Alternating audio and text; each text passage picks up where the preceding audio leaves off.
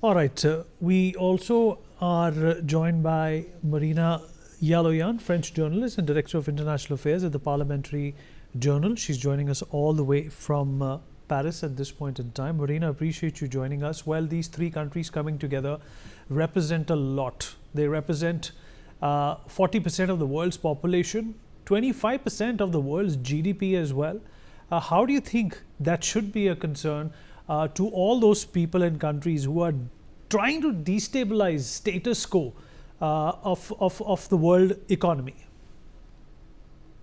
Um, well, if we talk about France and France's stance here, I think what's interesting really is how Macron and Trump are really going head to head on tariffs, and you know earlier in 2025, Emmanuel Macron called Trump's tariffs brutal, unfounded, floated suspending French investments in the US, pushed the EU's anti-coercion tool and sectoral retaliation.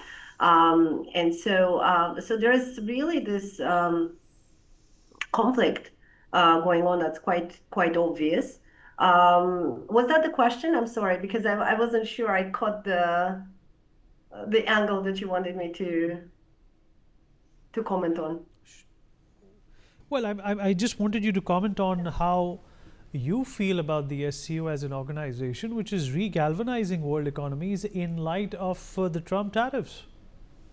Yeah. Well, yeah, exactly. And I mean, what was interesting again is how the EU reacts to Trump's tariffs. In this, as you can see, there is a real difference in the way France reacts, which is extremely harsh, versus Italy, for example, where the stance is much weaker.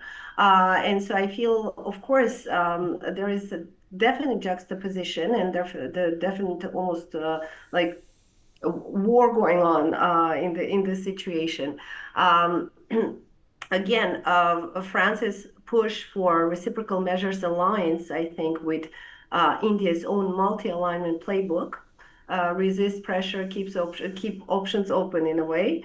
And if U.S.-India tariffs expand, for example, Paris, the fact that it really contradicts the U.S. and it wants to take this harsh stance, it can amplify EU-India corridor. So it can be also interesting for India.